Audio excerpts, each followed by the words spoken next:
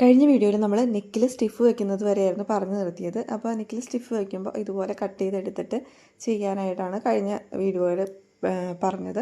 അപ്പോൾ ആ രീതിയിൽ വെച്ചിട്ട് ഇതുപോലെ കറക്റ്റ് നമ്മൾ വേറൊരു ലൈനിങ് ക്ലോത്തോ അല്ലെങ്കിൽ നമ്മുടെ ശരിക്കുള്ള തുണിയുടെ ബാക്കി വരുന്ന ക്ലോത്തോ ഒക്കെ എടുത്തിട്ട് ഈ രീതിയിൽ നന്നായിട്ട് തേച്ച് കൊടുക്കണം. അരികെ ഇങ്ങനെ ഈ സൈഡിലേക്ക് ചേർത്ത് വെച്ചിട്ട് ബാക്കി 3 സൈഡിലും കുറച്ച് വീതിയിൽ തുണി കിട്ടുന്ന രീതിയിൽ ഇങ്ങനെ വെച്ച് കൊടുത്തിട്ട് നന്നായിട്ട് തേച്ച് കൊടുക്കണം. തേച്ച് കൊടുക്കുമ്പോഴേക്കും സ്റ്റിഫിൻ്റെ അത്യാവശ്യം മിനുസമുള്ള ഭാഗം അടിയിൽ വരണം, കുറച്ച് ഗ്ലേസിങ് ഉള്ള ഭാഗം അടിയിൽ വരുന്ന രീതിയിൽ വേണം നമ്മൾ അയൺ ചെയ്ത് കൊടുക്കാനായിട്ട്. അപ്പോൾ അതിനു മുൻപ് അയൺ ചെയ്ത് കൊടുത്തതിന് ശേഷം ഇത് നന്നായിട്ട് ഇങ്ങനെ ഒട്ടിച്ച് വെച്ച പോലെ ഇരിക്കും. അതിനുശേഷം ഈ മോൾ ഭാഗത്ത് ഇതൊട്ടും തുണിയില്ലാത്ത രീതിയിൽ ഇങ്ങനെ വെച്ചിട്ട് സൈഡിലേക്ക് ഒരു 1/2 ഇഞ്ച് വെച്ചിട്ട് 1/2 ഇഞ്ചോ അല്ലെങ്കിൽ 1/4 ഇഞ്ചൊക്കെ മതിയാവും. ജസ്റ്റ് ഒന്ന് മടക്കി അടിക്കാൻ വേണ്ടിയിട്ടുള്ള പാകത്തിന് അത്രയും ഭാഗം വിട്ടിട്ട്, അതായത് അത്രയും കുറച്ച് ഭാഗത്ത് തുണി ആ ഒരു പോർഷനിൽ വെച്ചിട്ട് നമുക്കിങ്ങനെ കട്ട് ചെയ്ത് കൊടുക്കാം. സ്ക്വയർ നെക്ക് കട്ട് ചെയ്യുന്ന സമയത്ത് ഇതുപോലെ ഈ ഒരു അറ്റത്ത് ഇങ്ങനെ കൂർത്തിരിക്കുന്ന എഡ്ജൊക്കെ നമുക്കൊന്ന് ഇതുപോലെ ഒന്ന് കട്ട് ചെയ്ത് കൊടുത്താലാണ് നമുക്ക് മടക്കി അടിക്കാനായിട്ട് കുറച്ചുകൂടി എളുപ്പമായിട്ട് വരിക. അപ്പോൾ അതുപോലെ ഞാൻ കട്ട് ചെയ്ത് കൊടുക്കുകയാണ് കേട്ടോ. ഇനി നമുക്ക് ഒരറ്റത്തു നിന്ന് മറ്റേ അറ്റം വരെയും ശരിക്കും ഒരു 1/4 ഇഞ്ചൊക്കെ വിട്ടാൽ മതി. അത്രയും ഭാഗം ഇതുപോലെ വെറുതെ ഒന്ന് മടക്കി അടിച്ച് കൊടുക്കണം. ഒറ്റ അടുപ്പിന് അടിച്ചിങ്ങനെ നേരെ അടിച്ച് അടുത്ത അറ്റം വരെയും മടക്കി അടിച്ച് വയ്ക്കുക. അതുപോലെ തന്നെ റൗണ്ടിലും ഇതുപോലെ തന്നെ വേറെ ഏത് നെക്കാണെങ്കിലും ഇതേ രീതിയിൽ ഒരറ്റത്തു നിന്ന് മറ്റേ അറ്റം വരെ ഇങ്ങനെ പിടിച്ച് പതുക്കെ മടക്കി അടിച്ച് കൊടുക്കുക.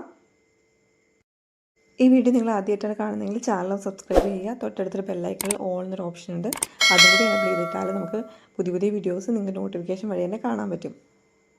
അതുപോലെ വീഡിയോ ഇഷ്ടപ്പെട്ട് കഴിഞ്ഞാൽ ലൈക്ക് ചെയ്യും, ഫ്രണ്ട്സിനും ഫാമിലിക്കും ഒക്കെ ഒന്ന് വീഡിയോ ഒന്ന് ഷെയർ ചെയ്തോളി കൊടുക്കണേ.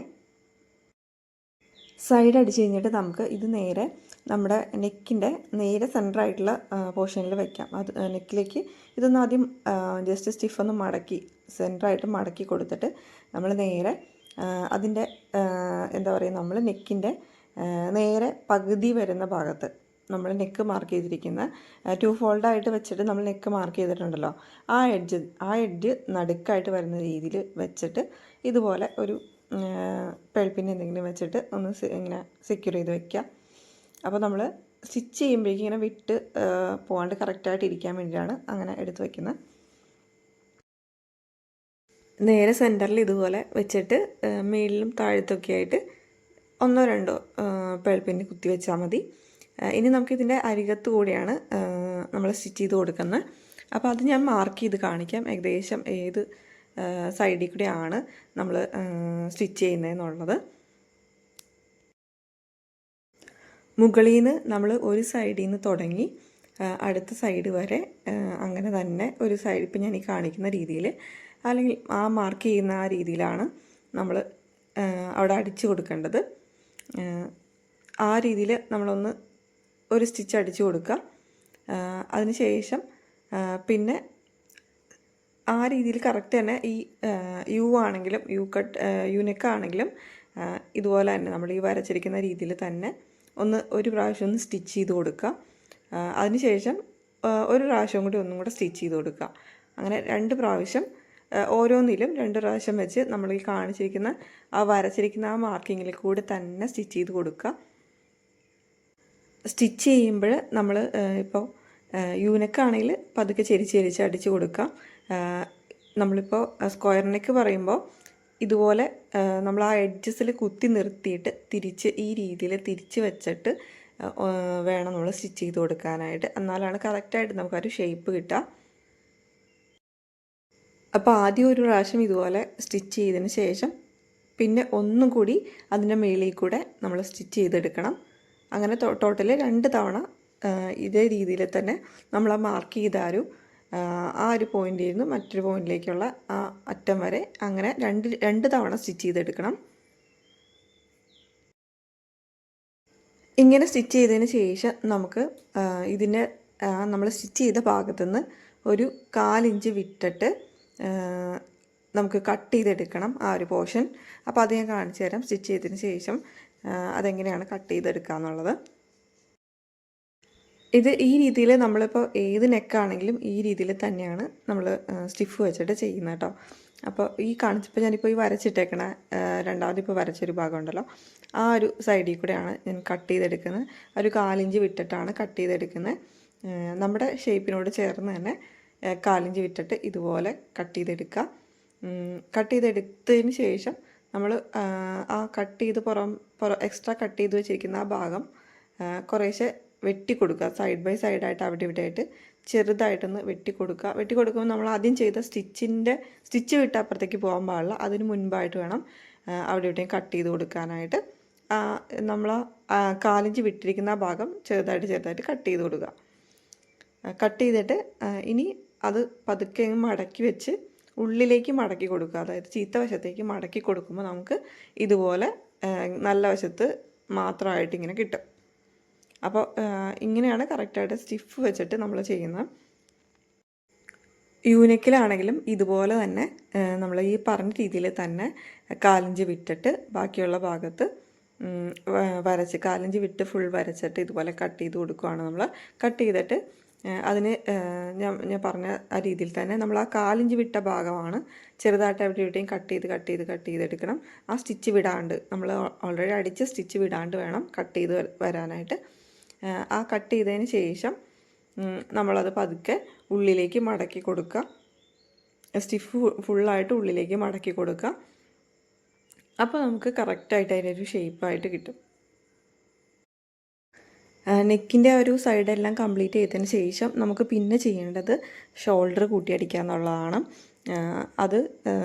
അത് കറക്റ്റായിട്ട് ചെയ്യാനായിട്ട് ആദ്യം നമ്മൾ ശരിക്കും അത് കറക്റ്റായിട്ട് ചെയ്യാനായിട്ടുള്ള ഡയറക്റ്റ് നമ്മൾ ഷോൾഡർ കൂട്ടിയടിക്കുന്ന രീതിയുണ്ട്. അതല്ലാതെ കറക്റ്റ് അതൊരു ഉള്ളിലേക്ക് ഷോൾഡർ, അതായത് അടിച്ച് കഴിയുമ്പോൾ ഉള്ളിലേക്ക് നിൽക്കാതെ കറക്റ്റായിട്ട് ഷോൾഡർ ചെയ്യുന്നൊരു മെത്തേഡുണ്ട്. അതാണ് ഞാനിവിടെ കാണിക്കുന്നത്.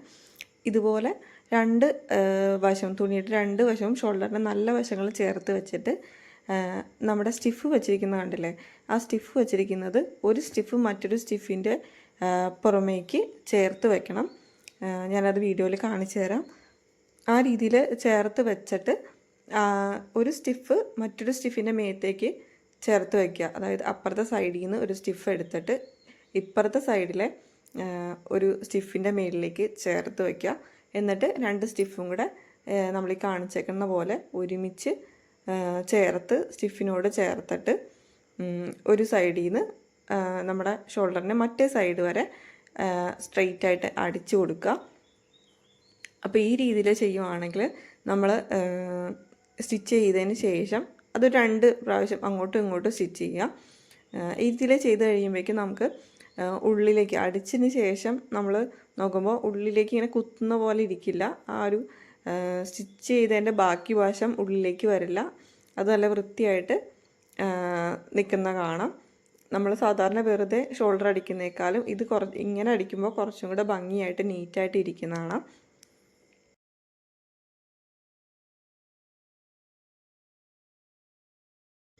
അപ്പോൾ ആദ്യമൊക്കെ ഞാൻ സാധാരണ നോർമലായിട്ട് ഷോൾഡർ വെറുതെ കൂട്ടിയടിച്ചിട്ടാണ് ചെയ്യാറ്. പക്ഷേ കുറച്ചും കൂടെ ഡീറ്റെയിൽ ആയിട്ട് പഠിച്ചു തുടങ്ങിയ സമയത്ത് എനിക്ക് മനസ്സിലായി കുറച്ചും കൂടെ നീറ്റായിട്ട് നമ്മുടെ ആ സ്റ്റിച്ചിങ് നിൽക്കുന്നത് ഷോൾഡർ ഈ രീതിയിൽ കൂട്ടിയടിച്ച് ചെയ്യുമ്പോഴാണ്. അപ്പോൾ പിന്നെ തൊട്ട് ഈ രീതിയിൽ തന്നെയാണ് ചെയ്യാറ്.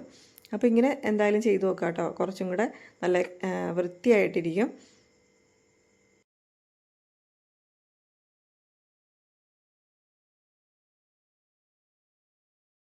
ഷോൾഡറിൻ്റെ തയ്യലൊന്നും പുറത്ത് കാണാണ്ട് ഉള്ളിൽ പുറത്തോ കാണാണ്ട് നല്ല ക്ലീനായിട്ട് നമുക്ക് ചെയ്യാൻ പറ്റും.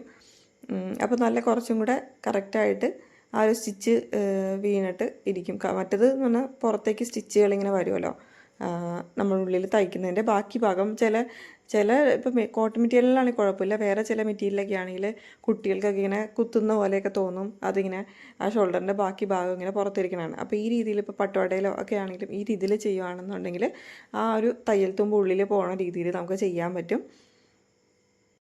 ഷോൾഡർ അടിച്ചതിന് ശേഷം നമ്മൾ 2 ഷോൾഡറും 2 പ്രാവശ്യം വെച്ചിട്ട് സ്റ്റിച്ച് ചെയ്തതിന് ശേഷം പിന്നെ നമ്മൾ ചെയ്യുന്നത് സ്ലീവ് അടിക്കുക എന്നുള്ളതാണ്.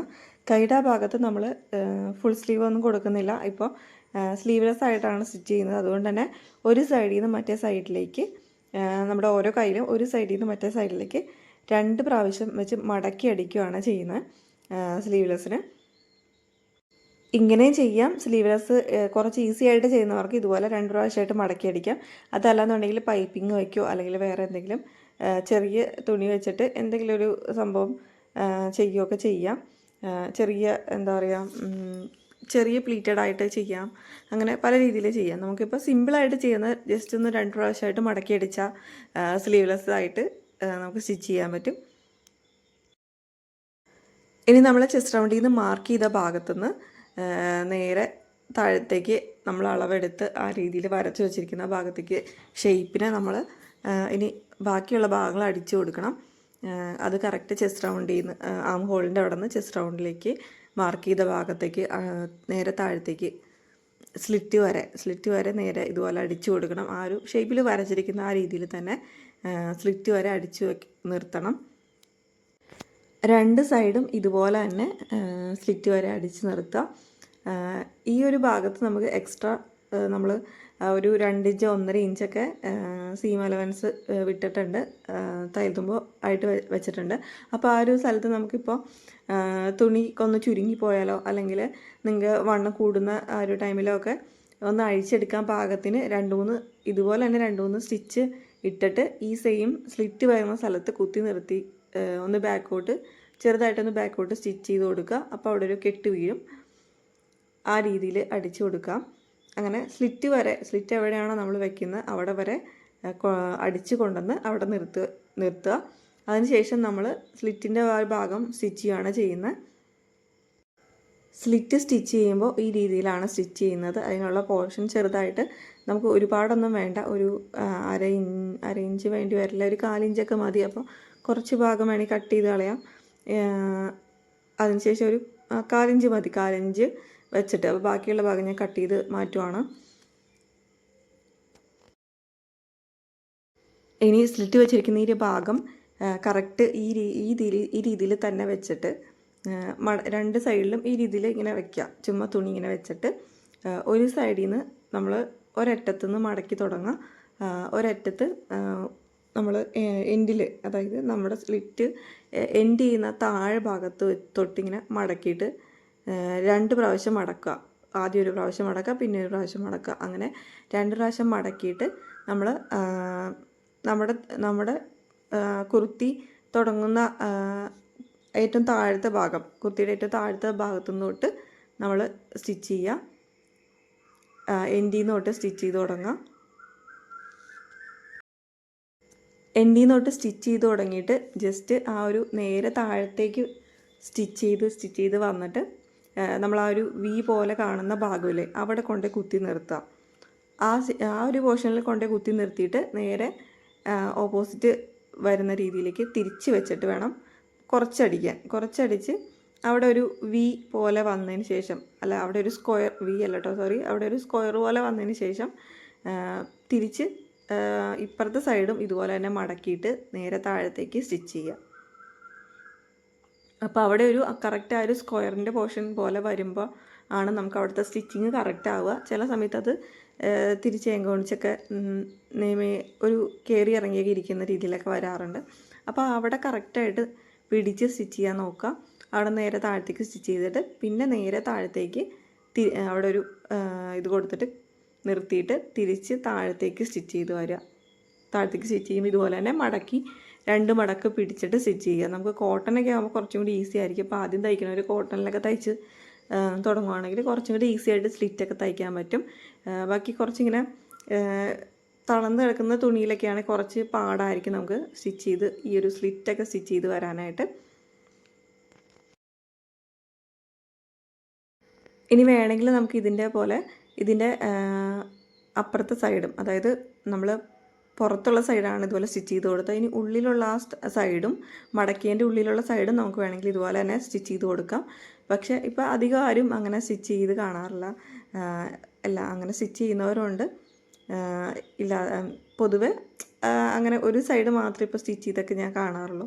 വേണമെന്നുണ്ടെങ്കിൽ നമുക്ക് അതിൻ്റെ ഇപ്പുറത്തെ സൈഡും സ്റ്റിച്ച് ചെയ്ത് കൊടുക്കാം. അതായത് ഉള്ളിലത്തെ ആ ഒരു ഭാഗവും ഇതേ രീതിയിൽ തന്നെ നമുക്ക് സ്റ്റിച്ച് ചെയ്ത് കൊടുക്കാം.